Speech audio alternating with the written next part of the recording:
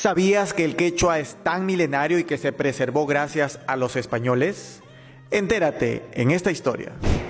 El Perú es rico por su diversidad y por su legado cultural, pero también es rico por el patrimonio. Parte de ese patrimonio es el quechua, plasmado y preservado por el fraile español Domingo de Santo Tomás en el Virreinato del Perú.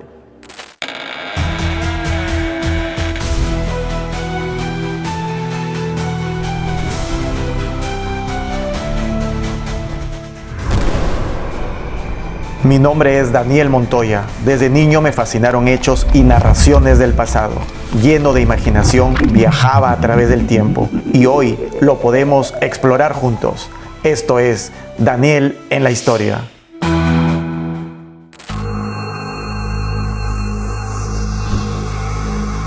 La Orden de los Dominicos se establece en el Reino del Perú un 4 de enero de 1540, siendo su provincial o superior Fray Tomás de San Martín.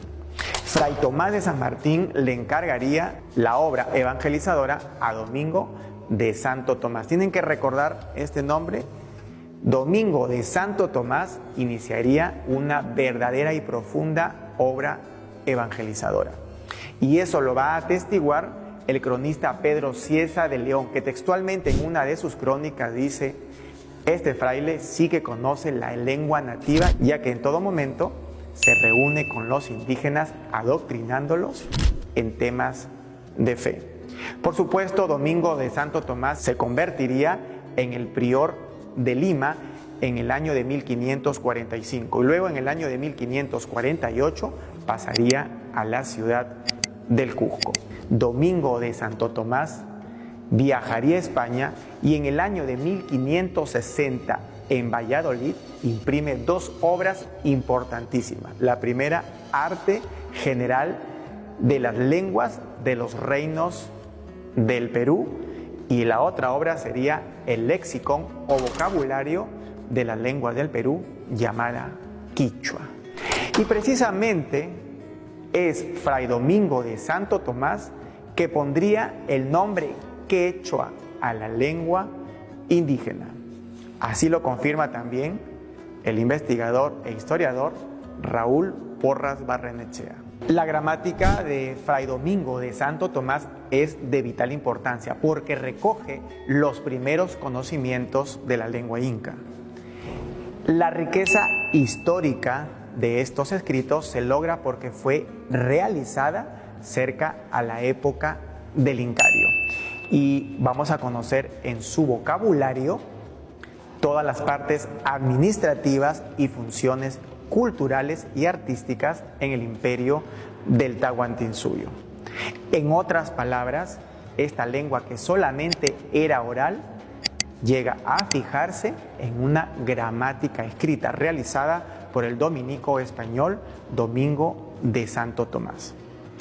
El quechua, conocida también o llamada como runasimi o runachimi, y este término prefieren algunos estudiosos o investigadores usarla porque dicen que es el más genuino, pero es totalmente equivocado porque el término runasimi también lo determinan los españoles para diferenciar las lenguas indígenas frente a la lengua del castellano. Hasta ese momento se le llamaba a esta lengua quichua, pero es en el año de 1616 que Alonso de Huerta la cambiaría por quechua, en su obra Arte General de la Lengua Quechua de los Reinos del Perú.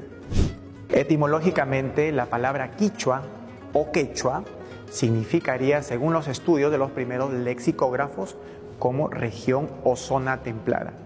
Pedro Cieza de León recogería en sus crónicas que eran los señores que pertenecían a Andahuaylas, Chumpihuilcas y Yanaguara, y también a otros grupos que habrían venido de la costa. Todos ellos hablaban el quechua. Esto influiría para que los españoles optaran por este nombre en la lengua indígena. Guamampoma de Ayala, por su parte, dice que los del Tahuantinsuyo hablaban el quichua aymara. Ya en el siglo XIX, el poeta Pacheco Segarra lo popularizaría. La labor de Fray Domingo de Santo Tomás se extiende más allá de la gramática, va hasta la defensa de los nativos indígenas. Él fue el primero en oponerse a los trabajos forzosos en las encomiendas y sería un pionero en tratar de erradicar este trabajo. Además, enseñaría con mecanismos legales para su defensa de los indígenas. Sus restos descansan en la Catedral del Obispado de Charcas. Recordemos que la provincia gobernación de Charcas perteneció al Virreinato del Perú hasta el año de 1776 y luego al Virreinato del Río de la Plata. Aquí hay unos datos importantes que yo quiero compartirles. En el año de 1492, cuando los españoles descubren América, Antonio de Nebrija realiza la primera gramática del mundo moderno, la primera gramática del castellano, junto con sus reglas y el uso perfecto del idioma. Es por ello, y voy a volver a citar a Raúl Porras Barrenechea, quien apodaría a Fray Domingo de Santo Tomás como el Nebrija indiano, en alusión a Antonio de Nebrija. Siguiendo con la cronología, la gramática italiana data de 1516, la francesa de 1530 y la inglesa recién en 1586 cuando llegan a América. Pero fíjense, el quechua ya tenía 26 años de antigüedad.